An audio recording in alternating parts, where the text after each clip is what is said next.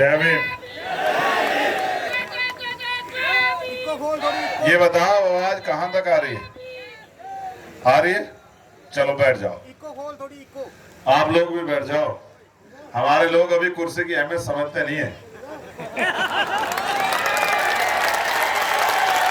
इसलिए कुर्सी के रहते खड़े रहते हैं। जब कुर्सी की अहमियत समझोगे तो कुर्सी नहीं छोड़ोगे। आज सारी देश में लड़ाई कुर्सी की है। उधर उधर जगह उधर बैठ जाओ। जाओ जाओ, तेजी से जाओ, फटाफट मेरे कहने के बाद चले जाओ।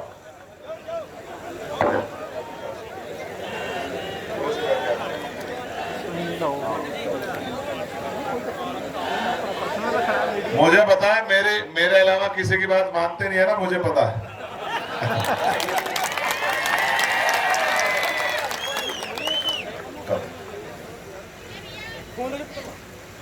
बहुत बहुत धन्यवाद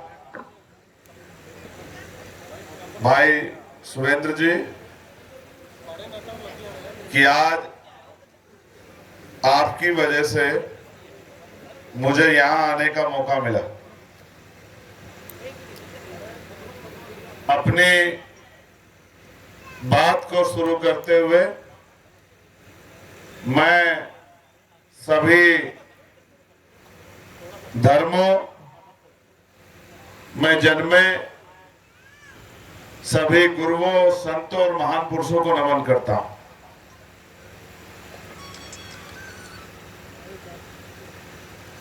संतों और महान पुरुषों के बाद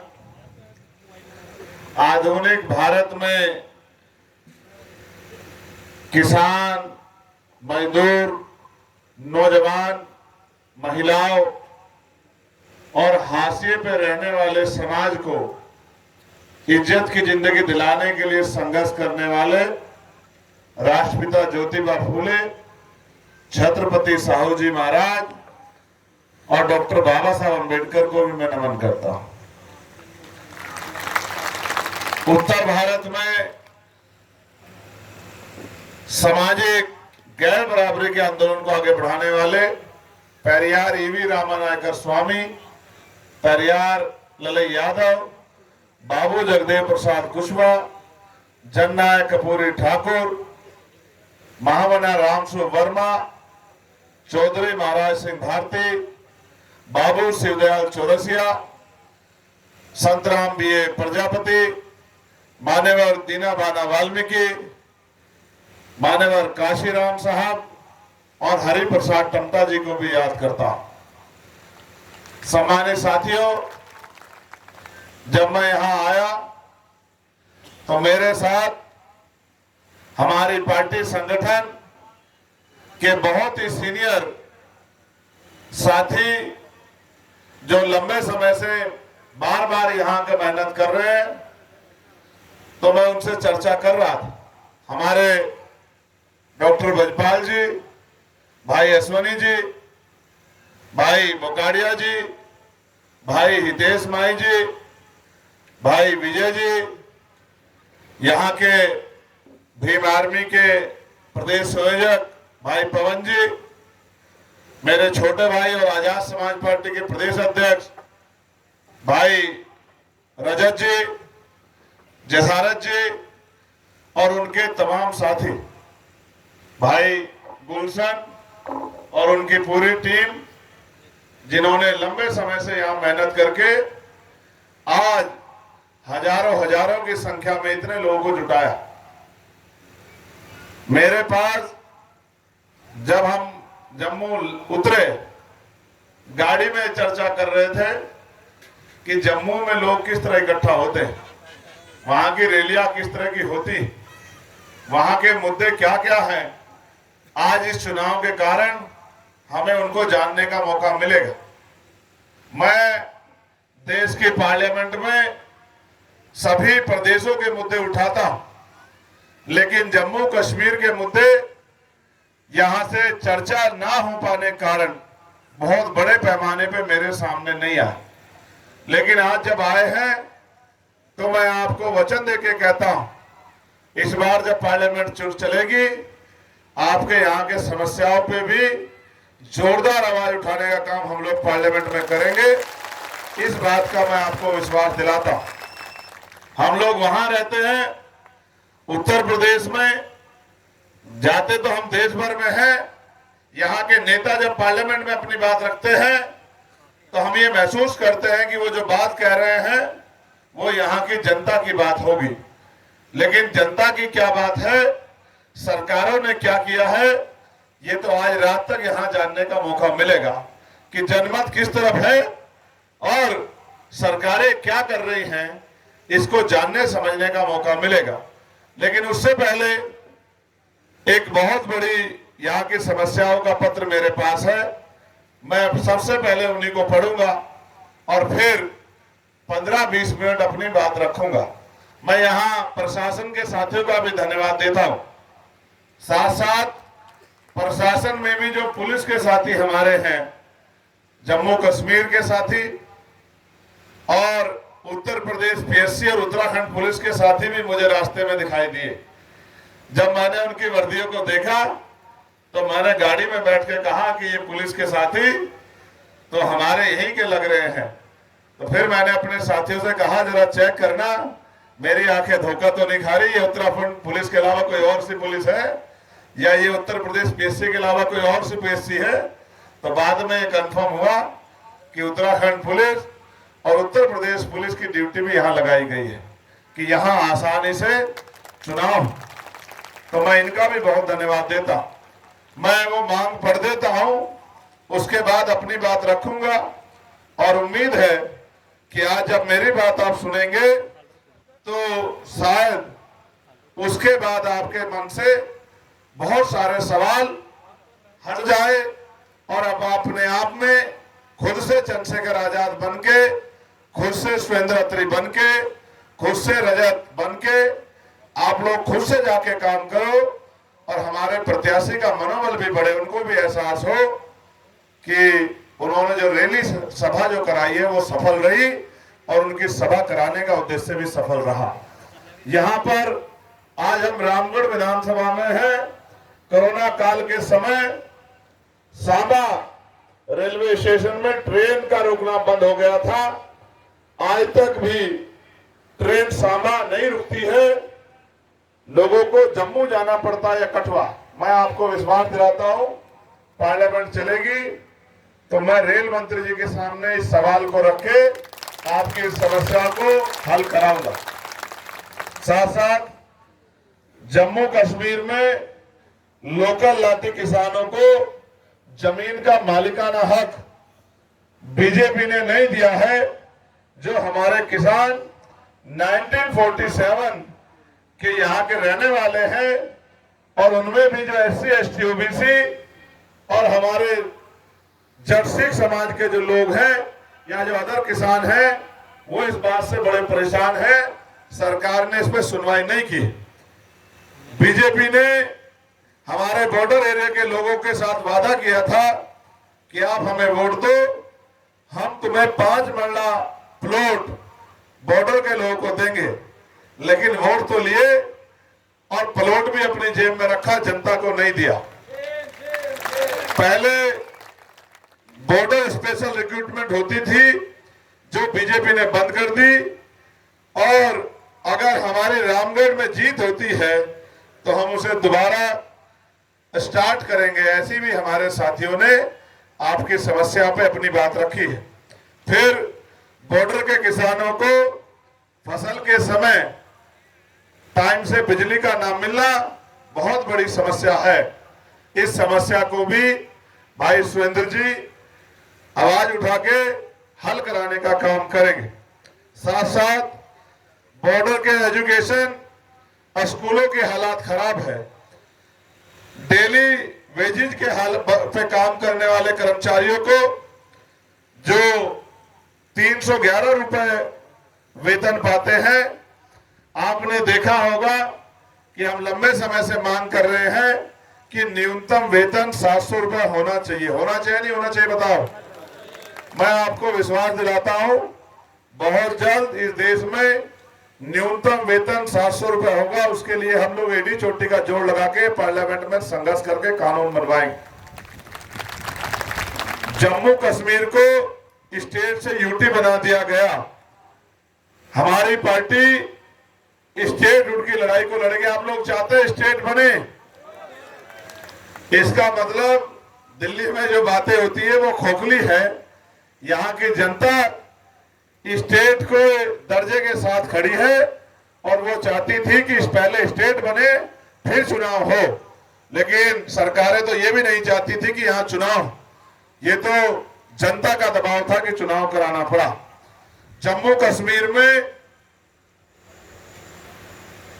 फैक्ट्री के मजदूर को 12 घंटे काम करने पर 10-12 हजार रुपए की सैलरी मिलती है। हमारी पार्टी, मैं पहले ही कह चुका हूं कि 700 रुपए न्यूनतम वेतन के हिसाब से लगभग 21 हजार रुपए मंथली वेतन बैठता है।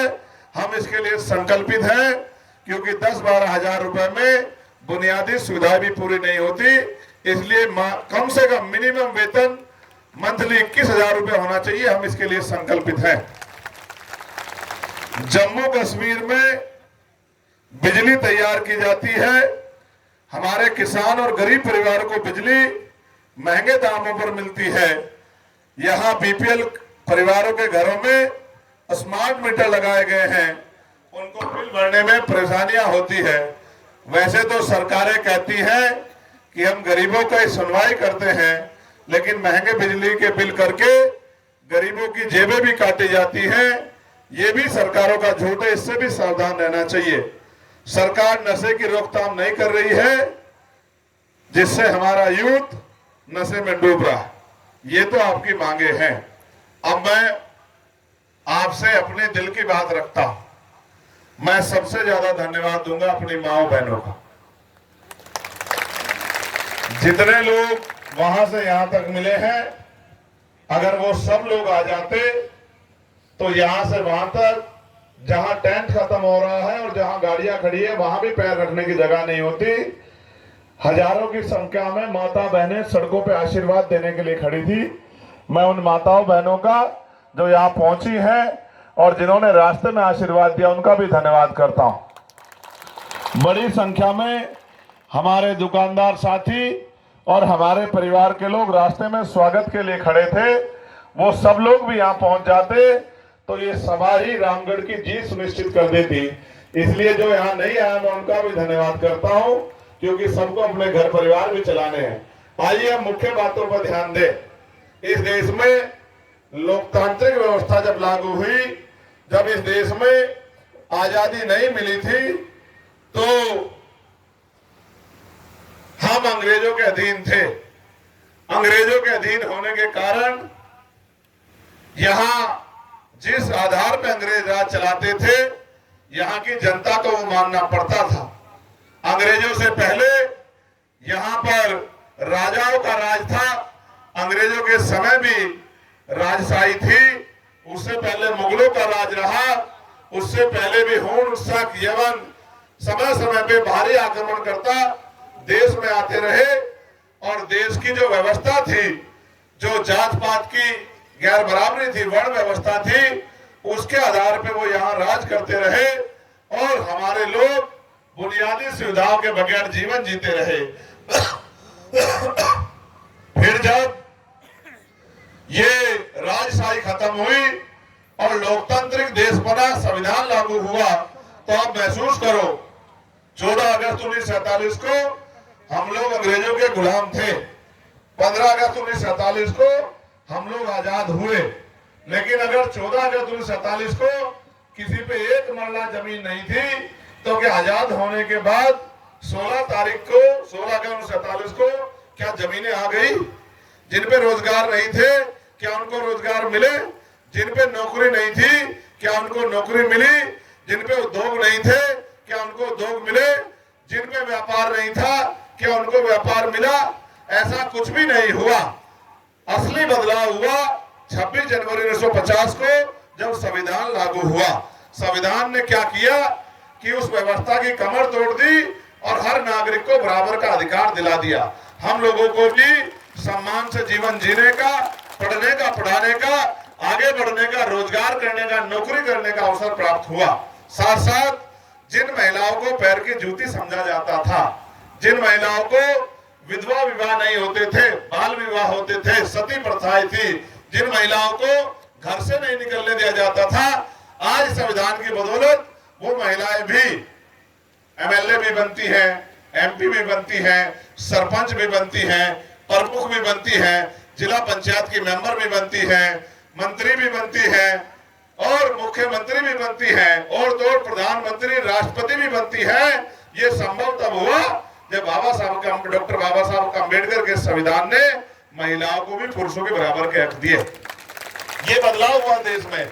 जिन महिलाओं को घर से निकलने की भी आजादी नहीं थी, वो महिलाएं कुर्सी में बैठ के देश चलाने लगी। आज तो वो महिलाएं फाइटर प्लेन भी चलाती हैं, जेट विमान भी चलाती हैं और जो पैसेंजर प्लेन होते हैं वो भी चलाती है, देश की सेवा में भी रहती है, इंजीनियर, डॉक्टर, वकील, जज भी है और मेडल लाके देश का नाम भी रोशन करती हैं। इस तरह का बदलाव संविधान की वजह से हुआ। और एक बड़ा बदलाव ये था कि जिन पे कुछ भी नहीं था उनको सरकार द्वारा बुनियादी सुविधाएं कैसे मिले, इसलिए लोकतांत्रिक व्यवस्था हुई कि एक सरकार जनता द्वारा चुनी जाएगी और वो अंतिम व्यक्ति के हकों की रखवाली करेगी, उनके हक अधिकार उनको देगी, उनकी आजादी की संघर्ष करेगी, जो समस्या उनके जीवन में है उन समस्याओं को दूर करेगी और तमाम तरह के भेदभाव को कानून बना के खत्म करेगी। और फिर सरकारें बननी शुरू हुई। पहली सरकार बिना चुनाव के बनी, जिसको अंतरिम सरकार कहते हैं, जिसमें पंडित जवाहरलाल नेहरू प्राइम मिनिस्टर बने। फिर 52 में चुनाव होना शुरू हुआ, लेकिन आजादी के 75 साल हो गए हैं और लंबा समय चुनाव को बीत गया है। आप ये महसूस करो, आपने कितनी बार पावर का मजा चखा। जब आपने राज सत्ता ही नहीं चखी तो आपको क्या एहसास है कि राज सत्ता किसे कहते हैं। मान्यवर काशीराम साहब बाबा साहब अम्बेडकर के जाने के बाद गांव गांव गली गली जाते थे, समाज को सिखाते थे, समाज को समझाते थे, वोट की अहमियत बताते थे, समाज को जागरूक करते थे। आंदोलन पैरों पे खड़ा होने लगा। यहाँ भी साहब के बहुत सारे साथी होंगे जिनको साहब ने कैडर दिया होगा और जिन्होंने कैडर लेने के बाद गांव गांव में जाके समाज को तैयार किया होगा। फिर काशीराम साहब भी 2006 में चले गए, कैडर का काम बंद हो गया, आंदोलन जो चढ़ाई पे गया था वो नीचे जाने लगा। फिर 2012-13 में हम लोगों ने अपने कंधों पर जिम्मेदारी उठाई कि समाज को मरने के लिए नहीं छोड़ा जा सकता है, हमें समाज को पुनः जागरूक करके समाज की हिम्मत बढ़ानी पड़ेगी, समाज का हौसला बढ़ाना पड़ेगा, वोट के आधार पर राज लाना पड़ेगा। जब राज का आएगा तभी समस्याओं का हल होगा। फिर जब हमने घर छोड़ के हम लोग निकले, समाज को समझाने लगे, तो कई तरह के आरोप, कई तरह की समस्या का सामना करना पड़ा। जब समस्या आती थी तो महापुरुषों को याद करते थे, उनके जीवन को पढ़ते थे। फिर ये महसूस होता था कि ये काम कोई नया नहीं है। हमारे महापुरुष, हमारे नेता, हमारे गुरु ये कह के गए हैं। साहब तो ये कहते थे, जब समाज को समझाने निकलोगे यही समाज आप पे आरोप लगाएगा, यही समाज आपको अपमानित करेगा, यही समाज आपको बुरा कहेगा, लेकिन आप लक्ष्य से मत हटना, एक दिन वही भी आएगा, यही समाज आपकी ताकत बनके आपको एमपी एमएलए बनाने का काम करेगा, राजकाज आपके हाथ में देगा। और समय आया भी। जब मैं मेंबर ऑफ पार्लियामेंट का चुनाव लड़ा तो इसी समाज ने पलके बिछा के अपनी खून पसीने कमाई से वोट की ताकत से मुझे जिता के पार्लियामेंट में भेजा। बड़ी बड़ी पार्टियों को धूल चटा दी और अपने गरीब प्राइमरी स्कूल के हेडमास्टर के बेटे को लोकसभा में भेजने का काम किया। उससे आपका फायदा क्या हुआ? आपका फायदा यह हुआ कि आज जब सेशन चलता है तो आप अपनी कोई भी समस्या मुझे बता दो, अगले दिन या उसी हफ्ते में मैं कोशिश करता हूं कि वो समस्या सरकार के सामने रख के सरकार को जवाब देने के लिए मजबूर करूं। आप ये भी जानते हैं, जब किसान भाई आंदोलन चला रहे थे तो 13 महीने उनका आंदोलन चला। भीम आर्मी आजाद समाज पार्टी के लोगों ने कंधे से कंधा मिला के उनका साथ दिया, कभी उनको अकेला नहीं छोड़ा। जब सरकार गोली चलाती थी, आंसू गैस के गोले चलाते थे, जब सरकार गुंडागर्दी करती थी, हमारे भाइयों को पीटने काम करती थी, तो हम आगे सीना तान करके उन लाठियों को अपने सीने पे, अपने हाथों पे लेने का काम करते थे और अपने भाइयों को एहसास कराते थे कि हम गुरु के बच्चे हैं, आपको अकेला नहीं छोड़ेंगे, आपका साथ निभाएंगे, आपके साथ खड़े रहेंगे, आप हमारे भाई हैं। और इसका परिणाम भी है कि जब मैं चुनाव लड़ने गया, मेरे सिख समाज के लोगों ने एक एक वोट मुझे देके मुझे ताकत देने का काम किया। मैं उनका भी बहुत बहुत धन्यवाद करता हूं कि उन्होंने हमेशा से बहादुर लोगों का और काम करने वाले लोगों का साथ दिया। सम्मानित साथियों, हरियाणा में चुनाव चल रहा है। मैं हरियाणा के प्रचार में था, लगातार बोलने से मेरा गला भी पड़ गया है। फिर भी मेरा मन था कि मैं जम्मू भी आऊं, क्योंकि जम्मू में भी हमारे साथी सुरेंद्र अत्री जी, रजत भाई, पवन भाई, गुलशन भाई और तमाम साथी यहाँ मेहनत कर रहे हैं। उन्होंने मन बनाया कि हमें चुनाव लड़ना है। चुनाव लड़ना बच्चों का खेल नहीं है, राजनीति करना बच्चों का खेल नहीं है। राजनीति करोगे और राजसत्ता में नहीं रहोगे। तो साहब कहते थे राजसत्ता में रहना और राजनीति करना शेर की सवारी करने जैसा है। अगर आप राजसत्ता में नहीं रहे तो ये शेर आपको खा जाएगा।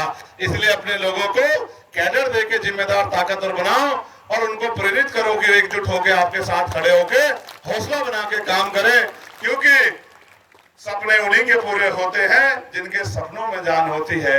और पंखों से कुछ नहीं होता दोस्तों, हौसलों से उड़ान होती है। हम तो देश भर में संघर्ष कर रहे हैं और हमें अपने संघर्ष पे भरोसा है। हमें अपने स्वाभिमानी समाज पे भी भरोसा है। हमें अपने दलित, पिछड़े, सिख, मुसलमान तमाम भाइयों पे भरोसा है। हमें अपने किसान भाइयों पे भरोसा है कि वो हमें मौका देंगे। जब वो हमें मौका देंगे तभी तो उनकी समस्याओं के लिए हम लोग लड़ पाएंगे। आप महसूस करो, यहाँ तो दल पहले भी थे। जब बाबा साहब अम्बेडकर आंदोलन चला रहे थे वो तो पढ़े लिखे बैरिस्टर आदमी थे, वो तो विद्वान व्यक्ति थे। लेकिन आप महसूस करो, यहाँ तो उस समय भी कांग्रेस पार्टी थी, यहाँ उस समय भी लेफ्ट की पार्टियां थी, मुस्लिम लीग भी था, अकाली दल भी था। फिर बाबा साहब अम्बेडकर ने पार्टी क्यों बनाई? बाबा साहब अम्बेडकर ने पार्टी इसलिए बनाई कि बाबा साहब अम्बेडकर जानते थे कि जो समस्याएं हमारी है वो इन पार्टियों के एजेंडे में नहीं है। इसलिए हमें अपना दल बनाना पड़ेगा। दल से बल पैदा होगा और बल से समस्याओं का हल होगा, वरना हमारा समाज, ये हक वंचित समाज पिछड़कू बना रहेगा और झूठन पे जिंदा रहेगा। अगर हमें झूठन त्यागनी है और वोट के अधिकार पर वोट को हथियार बना के राज लेना है तो समाज को संगठित करना पड़ेगा, समाज को विचार देना पड़ेगा। और आज ये विचार की ताकत है। मेरे सामने वो छोटी हमारी बच्ची, हमारी बहन, मैंने सोचा कि वो कोई पुराना पढ़ा हुआ भाषण रट के कुछ कहेगी, लेकिन जब वो बोल रही थी अपनी डायरी में उसने मेरा नाम लिखा है। मैं यहाँ कभी इस मिट्टी पे आया नहीं, मैं इन माओं से कभी मिला नहीं, कभी मैंने इनके लिए शायद कुछ किया हो। अगर ये इस तरह से आंखों में आंसू लेकर मुझसे प्यार करती है तो मेरा सीना भी गर्व से छोड़ा हो जाता है कि वहां मैं भले ही पैदा सहारनपुर में हुआ हूं, लेकिन हमारे कंधों पे जिम्मेदारी जम्मू में रहने वाली हमारी बहनों माओं की भी है, बड़ों की भी है, बुजुर्गों की भी है, वहां रहने वाले अंतिम व्यक्ति की भी है। तो सम्मानित साथियों, वोट को समझिए। वोट करोड़ों रुपए से कीमती है। आप 10 रुपए का सामान लेने जाओगे, कोई भी पैकेट उठा के देख लेना। उदाहरण के तौर पे बिस्किट का पैकेट खरीदोगे तो 2 बार देखोगे कि ये पैकेट एक्सपायर तो नहीं है। देखते हो नहीं देखते हो? बताओ, देखते हो नहीं देखते हो? फिर ये देखते हो ये टूटा हुआ तो नहीं, देखते हो नहीं देखते हो? और छोड़ो, ये पानी की बोतल उठाना, जब आप ये पानी की बोतल लेने जाते हो तो पानी की बोतल चेक करते हो या नहीं करते हो कि भाई ये इसकी डाट खुली भी तो नहीं है? करते हो नहीं करते हो? और पानी पूरा ना हो तो क्या करते हो कि भाई ये बोतल दूसरी दे दे? करते हो नहीं करते हो? तो यानी कि 10 रुपए का सामान खरीदते हो तो चेकिंग करते हो, और करोड़ों रुपए से कीमती भविष्य को बदलने वाली वोट डालने जाते हो तो एक बार नहीं सोचते हो कि जिसको वोट दे रहे हैं ये 5 साल आपके काम आया, ये अगले आने वाले 5 साल आपके काम आएगा। एक बार नहीं सोचते हो और चुपचाप जाके वोट दिलाते हो। फिर 5 साल कहते रहते हो कि इसने हमें धोखा दे दिया, इसने हमारी मदद नहीं की, ये आदमी गलत निकला, अगली बार इसके खिलाफ वोट देंगे। कब तक खिलाफ वोट देते रहोगे? जब तक आप इन दलों को वोट देते रहोगे तो जैसा सुरेंद्र भाई कह रहे थे कि जब आपके अधिकारों पर डाका पड़ेगा तो ये हाथ पे हाथ धर के अपने बगलों में बैठे रहेंगे, क्योंकि ना ये आपको अपना मानते, ना आपकी समस्याओं को अपना मानते। आज मैं भारतीय जनता पार्टी का हाल आपको बता चुका कि उन्होंने आपके साथ क्या किया। रही बात कांग्रेस की, ये बहुत अच्छे लोग हैं।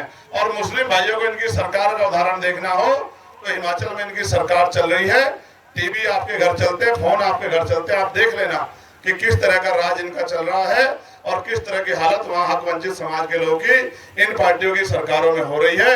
इसलिए मैं आपसे अपील करता हूं कि आप जितने लोग यहाँ आए हैं, मैं गारंटी देता हूं, मुझसे आप चैलेंज ले लो, अगर आप अपने कार्य के प्रति ईमानदार हो जाओ तो सुरेंद्र अडत्री को कोई हरा नहीं सकता रामगढ़ विधानसभा में। मेरी बात को आप याद रखना। मेरे कहे से 3-4 काम बता रहा हूं, वो काम कर लेना। 1 तारीख को वोट पड़ रहा है। हाँ, मुझे हरियाणा की आदत पड़ी ना, वहां 5 को वोट पड़ रहे हैं। 1 तारीख को वोट पड़ रहे हैं। 1 तारीख तक वो काम कर देना। अगर सुरेंद्र हार गया तो जो सजा आप तय करोगे मुझे दे देना, मगर ईमानदार जितने लोग आए हैं वो इस काम को कर लेना। यहाँ से जाने के बाद 8 घंटे आप लोग अपना परिवार चलाने के लिए मेहनत करते हैं, दुकान पे काम करते हैं, रोजगार करते हैं, नौकरी करते हैं। 1 घंटा निकाल के रोज एक आदमी कम से कम 10 आदमी को वोट देने के लिए भाई सुरेंद्र जी को तैयार करेगा। गली गली जाके अपने अपने बूथ की जिम्मेदारी उठा लेना। बूथ पे जाके घूम के लोगों से अपील कर लेना कि आपने सारी पार्टी को मौका दिया है, भाई सुरेंद्र जी को मौका देना है। एक मौका आप मुझे दो, एक मौका आप हमें दो, एक मौका सुरेंद्र अत्री को दो, एक मौका बाबा साहब के बच्चों को दो। और फिर आप देखना कि जैसी आवाज पार्लियामेंट में भाई चंद्रशेखर राजा उठाते हैं, वैसी आवाज असेंबली में आपका छोटा भाई सुरेंद्र अत्री उठाने का काम करेगा। और कितना गौरव होगा अम्बेडकर वादियों को जब यहाँ से पट्टी चलेगी कि आजाद समाज पार्टी का उम्मीदवार भारी वोटों से आगे चल रहा है। इसका मतलब बाबा साहब की विचारधारा जम्मू में भी फल फूल रही है। बाबा साहब का राज आएगा, ये बात भी आगे बढ़ेगी। आपकी जेबों में फोन है, जरा निकालना अपने अपने फोन, देख लेना गए तो नहीं गई। कोई बात नहीं, रिचार्ज सस्ते करवा देना सरकार बना के। अपने अपने फोन जरा जेब से निकालना, एक बार मैं देख लूं आपके फोन आपकी जेब में है भी या नहीं है। सभी चेक कर लो। इस फोन में आपके कम से कम 100 नंबर होंगे, हैं या नहीं? 1 घंटा खाली बैठ के जब गाने सुनते हो, नाटक देखते हो, तो कम से कम आधा घंटा निकाल के अगर 10-10 फोन भी रोज कर दोगे और अपनी विधानसभा के लोगों से अपील कर दोगे, रिश्तेदारी आपकी है, मामी इतने रहनी होगी, फूफी इतने रहनी होगी, मासी इतने रहनी होगी, और तो और भाई की ससुराल इतने होगी, बहन की ससुराल इतने होगी, तो उनसे भी फोन करके कह देना कि अपने और अपने परिवार का वोट भाई सुरेंद्र जी को डलवाना है। केतली का चुनाव निशान है। और अपने उनको भी कह देना कि अपने रिश्तेदारों को फोन कर दें। हमारे एक साथी है हरियाणा के, वो बड़ा हंसी मजाक के स्टाइल में कहते थे कि भाई एक काम करना, फोन निकाल के हर आदमी अपने साले नु फोन करना और अपने साले नु कहना कि वो अपने साले नु फोन करें, और उर्दू में भी कहना कि वो भी अपने साले नु फोन करें। और जब हर साले नु फोन करेगा तो कौन साला बच जाएगा जिस तक हमारी बात नहीं जाएगी। तो इस तरह से अगर हम इस तकनीक का भी प्रयोग कर ले और अगर फोन का इस्तेमाल कर ले, हम बातें तो बहुत करते हैं, हम नारा भी बहुत लगाते हैं, जय जयकार भी बहुत करते हैं, मूर्ति आगे माथा भी बहुत टेकते हैं, लेकिन हम ये नहीं समझते कि बिना राजकाज के ना हमारी सुनवाई होगी और ना हमारे हिस्से का अधिकार हमें मिलेगा। जो यहाँ का बजट है, अब तो केंद्र में बैठे लोग तय कर रहे हैं, वरना बजट पे आपका हक बैठता है। जितनी आपकी आबादी है उतना बजट आपको मिलना चाहिए। आपके लिए अच्छे स्कूल खुलने चाहिए, आपके लिए अच्छे अस्पताल खुलने चाहिए, बढ़िया रोड बननी चाहिए, उद्योग धंधे में मिलकर रोजगार मिलना चाहिए, किसानों को फसल के दाम मिलने चाहिए, कम रेट में बिजली मिलनी चाहिए। हमने तो ये निश्चित किया है कि जिस दिन हम लोग पावर में आएंगे, सबसे पहला काम ये करेंगे, सारे प्राइवेट स्कूलों को बंद करेंगे और सारे सरकारी स्कूलों को, चाहे वो मुख्यमंत्री हो, राज्यपाल हो, मंत्री हो, विधायक हो, ये पुलिस के साथी हो या एडमिनिस्ट्रेशन के साथी हो या गांव का सरपंच हो या और किसी पद का व्यक्ति हो जो सरकारी भत्ता लेता है, तनख्वाह लेता है, सुविधा लेता है, सुरक्षा लेता है, सबके बच्चों को सरकारी स्कूल में पढ़ाएंगे। जहाँ किसान मजदूर का बच्चा पढ़ता है, जहाँ गरीब का बच्चा पढ़ता है, वहीं अधिकारी का बच्चा पढ़ेगा। तो सरकारी स्कूल में सुविधाएं आएंगी, बढ़िया पढ़ाई होगी 1 नंबर के दर्जे की, और गरीबों की जेब कटनी बंद होगी। आज जो ये जेब काटी जा रही है, लाख रुपए दे दो स्कूल में, 20,000 रुपए महीना फीस, 5,000 रुपए महीना फीस, गरीब कहाँ से लाएगा फीस? आमदनी तो 10,000 रुपए, और बढ़िया स्कूल में पढ़ाओगे फीस 5,000 रुपए महीने की, तो रोटी की जगह वो मिट्टी तो खाएगा बेचारा। सरकार तो अनाज देके सोचती है कि अब ये बस हमारे पीछे लग गया है, समझदार बनो। वोट का अधिकार अनाज के लिए नहीं मिला, वोट का अधिकार तो राजकाज के लिए मिला है। फिर हमने पॉलिसी बना रखी है कि जब हमें अवसर मिलेगा तो हेल्थ पॉलिसी ऐसी होगी कि चाहे राष्ट्रपति हो या प्रधानमंत्री, किसी भी पद का व्यक्ति हो, किसी भी कद का व्यक्ति हो, किसी भी पार्टी का नेता हो, चाहे अधिकारी कर्मचारी और डीएम एसएसपी का बेटा हो या डीएम एसएसपी खुद हो, परिवार के लोग हो, विधायक मंत्री हो, सबका इलाज सरकारी अस्पताल में होगा। आज तो प्राइवेट अस्पताल में जाओगे 500-700 रुपए का पर्चा बनता है, और तो और दवाइयां मेडिकल स्टोर से लिखता है, वहां उसका कमीशन होता है, जेब कटती है, गरीबों को इलाज नहीं मिलता। जब एक बेड पे मंत्री जी लेटे हुए होंगे और बराबर में किसान का बच्चा लेटा होगा, तो बताओ इलाज बढ़िया मिलेगा नहीं मिलेगा? तो हम तो राजकाज लाना चाहते हैं पॉलिसी के आधार पे, जिससे कि लोगों का भला हो। हमारा भला तो सदगुरु महाराज का हम नाम लेते हैं, उनके विचारों पर चलते हैं, हमारा भला तो चल ही रहा है, लेकिन आवाम का भला भी होना चाहिए, तभी राजनीति अच्छी है। इसलिए मैं आपसे अपील करता हूं, जो जुल्म जाति देश भर में हक वंचित समाज पे हो रही है, चाहे दलितों पे जाति के नाम पे हो रही हो, चाहे सिख भाइयों पे धर्म के नाम पे हो रही हो, चाहे क्रिश्चियन भाइयों पे धर्म के नाम पे हो रही हो, चाहे बुद्धिस्टों पे धर्म के नाम पे हो रही हो, चाहे मुस्लिम भाइयों पे मॉब लिंचिंग करके, बुलडोजर चला के, धार्मिक स्थलों को उनके ध्वस्त करके, या तमाम तरह से उनको आर्थिक नुकसान पहुंचा के जिस तरह का जुल्म हो रहा है पिछड़े वर्ग के लोगों के साथ, जिस तरह से सरकारी नौकरियों को खत्म किया जा रहा है, जिस तरह से पुरानी पेंशन को बहाल नहीं किया जा रहा है, जिस तरह से लगातार निजीकरण करके जीरो किया जा रहा है, तमाम मुद्दों पे हम लोग पार्लियामेंट में भी आवाज उठाते हैं। मैंने तो, हमारे पुलिस के साथी यहाँ है, उत्तराखंड पुलिस की ड्यूटी भी 8 घंटे की नहीं है, यूपी पुलिस की ड्यूटी भी 8 घंटे की नहीं है, जे&के का मुझे पता नहीं है। हम तो नेशनल पॉलिसी के तौर पे पॉलिसी लाएंगे कि 8 घंटे की ड्यूटी पुलिस की हो और सप्ताह में 1 दिन छुट्टी हो, बॉर्डर स्कीम नहीं होनी चाहिए, और उनको भी जो वेतन विसंगतियां दूर होनी चाहिए, क्योंकि हमारा काम यह है कि जो भी समस्या जनहित के हमारे पास आ जाए, हम उनकी मदद करें। एक मांग और यहाँ रखी गई है, मैं पीछे गुरुद्वारे में रुका था, मेरे सिख भाइयों ने कहा कि 2019 में यहाँ से पंजाबी भाषा को बंद कर दिया गया है, भाई आप आवाज उठाना। मैं वचन देके कहता हूँ, मैंने उनसे कहा कि पूरा विषय मुझे भेज दो, जब पार्लियामेंट चलेगी तो आपकी इस मांग को जोर शोर से उठा के आपकी इस मांग को पूरा कराने का काम हम लोग करेंगे। तो मैं आपसे कहना चाहता हूँ, ये वोट हथियार है, 5 साल में मौका मिलता है, पछताने से कुछ नहीं होगा। मैंने आपको रास्ता बताया है, फोन का इस्तेमाल करो, 1 घंटे मेहनत करो, नौजवान घर से निकले, अपना बूथ तैयार करे, फिर बराबर के बूथ पे जाए, उस बूथ को तैयार करे। कुछ मेहनत ये करेंगे, कुछ आप लोग करना, मिलजुल के अपने वोट का इस्तेमाल भाई सुरेंद्र जी को जिताने के लिए करना, और फिर आप देखना अकेला अम्बेडकरवादी विधायक किस तरह बाकी 89 विधायकों पर भारी पड़ता है, आप इस बात को देख लेना। इसलिए मैं आपसे अपील करता हूं, भाई सुरेंद्र जी और एक और हमारे प्रत्याशी जो सांबा से चुनाव लड़ रहे हैं, राजकुमार भगत जी, मैं इन दोनों भाइयों के लिए सांबा में सांबा शहर में जो भी आपके रिश्तेदार दोस्त रहते हो, या जहां जहां पार्टी चुनाव लड़ रही है, जहां भी आपकी रिश्तेदारी हो, एक दूसरे से आप परिचित हो, उनको फोन करके कहना कि वोट को खराब नहीं करना। आजाद समाज पार्टी के चुनाव निशान केतली पर वोट डालकर केतली के प्रत्याशी को जिता के विधानसभा में अपने लोगों को भेजना है। ऐसे ही भाई रिफाकत जी राजौरी से चुनाव लड़ रहे हैं, वो भी हमारे बीच में है, जबकि कल इनके यहाँ सभा है, और कटवा में दूसरी सभा का है, जसरोटा में हमारी दूसरी सभा है, वहां भी हमें पहुंचना है। इसलिए मैं आपसे अपील करता हूं, आपने यहां बुलाया, इतना मान सम्मान दिया, मैं तो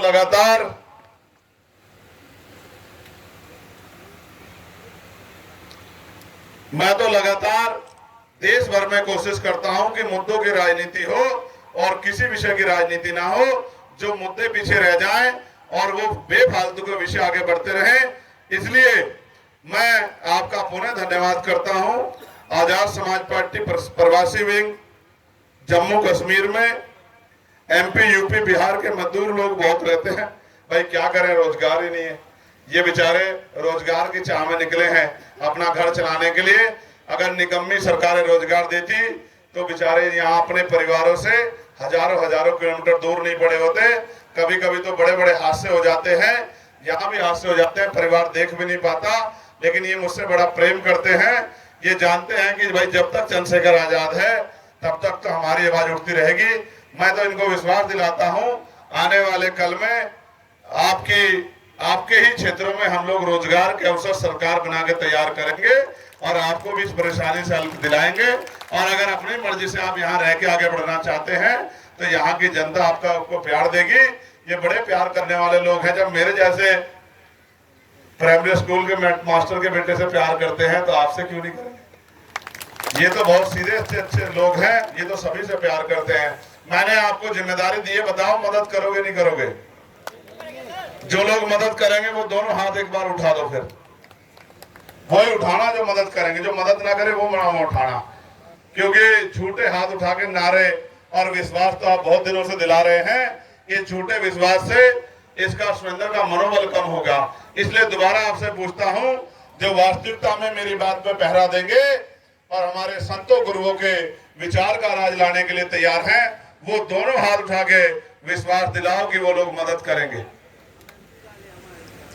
जो नहीं उठाया मैं उसको देख रहा हूं, एक दो लोग ऐसे हैं उनके मन में अभी कोई शंका है, वो भी इंतजार करेंगे कि माहौल किधर का चल रहा है। और मेरी नजरें बड़े काम की हैं, सिर पे दुपट्टा जिन्होंने बांध रखा है। मैं वकील आदमी भी हूं, बहुत दूर तक नजर रखता हूं, यही काम मेरा है, एक एक आदमी पे नजर रखना मेरा काम है। और पाजी भी हंस रहे हैं बराबर में बैठे वाले, क्योंकि वो जानते हैं कि उनके भाई ने जिसके हाथ नहीं उठा। जोहार, जय जवान जय किसान। क्या है? अच्छा,